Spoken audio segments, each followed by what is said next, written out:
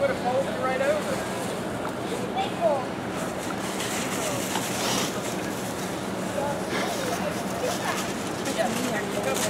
Look out.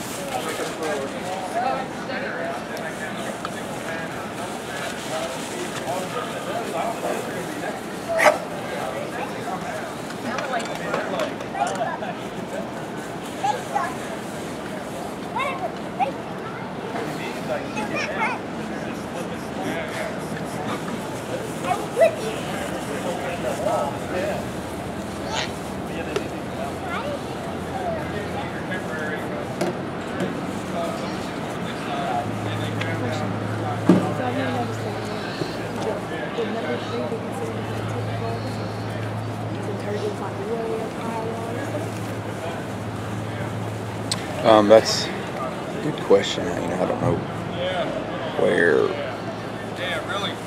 what degree of angle you get before you start calling it gilt. So we'll just see what they say about it. You know what to do? I think she's got the highest one.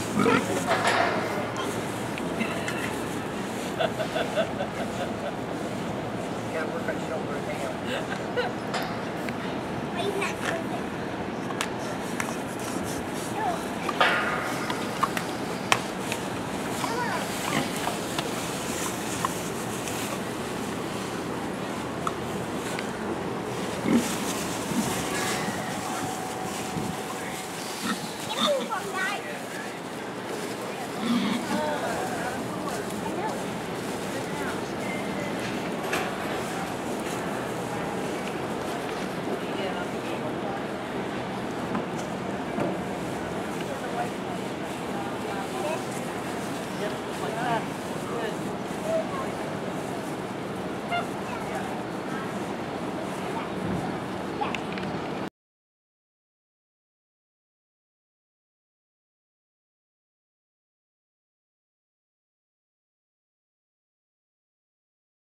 Gilt here first, right? What's our ID on the 3 gilt, everybody? She's a hamster. Somebody? She's a hamster. Yeah, smart ass. She's a hamster. Sorry, smart person. Little kid dude. She's a scarred up gilt. She's a scarred up gilt. That's exactly right, right? The gilt with scars on her side, the scarred gilt. Okay? What's something we really like about the scarred gilt? Like her shape and expression, right? Really, really pulled apart. A gilt that has tons of shape. Really lean, but probably takes that to an extreme, right? It's also the hardest center gilt, shallow made by far, flattest ridge. gilt class is not something we want. Right. Talk about the 2 gilt. What's the idea on the 2 gilt? It's a dirty gilt. It's a dirty gilt, right? Yeah, it's a dirty gilt. Find some creative way in your reasons for calling it the dirty gilt. What do we like about the dirty gilt? It's pretty cool looking, huh? This little blade forward, I think that gilt has a lot of really cool pieces. How she lays in and sits into her shoulder, how she blends throughout her forearm and out up through her neck and head. When that gilt gets her head up, I think she's really cool. Lots of cool pieces. And pretty level out of her hip too, right? Lots of nice balance things from the side on that gilt. We really don't like it, we can see it right there perfectly where she's standing, is her back legs are hocked, right? We really don't like that gilt hocking and as she sits down on her pastures. We like to make her soft through there. And from behind, she likes to push out just a touch. So something we really want to see on that gilt, everyone can see there how she throws that right hock. Like to see her sit square on the ground, like to see her put her feet a little bit square, have a little more give, flex out behind too, right? But a gilt that I think we talked about her in terms of her rib shape, her body type, is on the borderline of being right. Okay? She almost hits you hard body, she almost hits you too dry ribs, but she's right on the borderline of acceptance. Okay? The 1 gilt.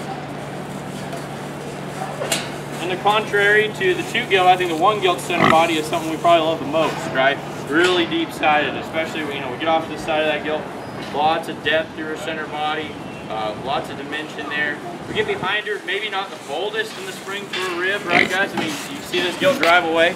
She's maybe not the boldest in terms of her center rib, but I mean, still a gilt that has plenty of depth and is really soft in her make. We really like how soft she is. She doesn't give you that terminal, harder look, kind of like the 2 or the 3 gilt come out and do. Really soft in make, all right? Huge front bone on this gilt, especially for a hamster pig. I mean, she is really big footed. Definitely want to hear something about that instead of reasons and how opened up she is through her lower skeleton. Where's her fault? What's the thing we don't like about this gilt? She really kind of comes apart. It's her rear wheels, alright guys? Really don't like this gilt's hip, okay? How her hip sits into her hock and her ham loin there, she's really sloped, kind of rounds out of her hip. A gilt that we really like to pick up in her tail set there and kind of level out of her hip. I think if we do that, she's pretty good.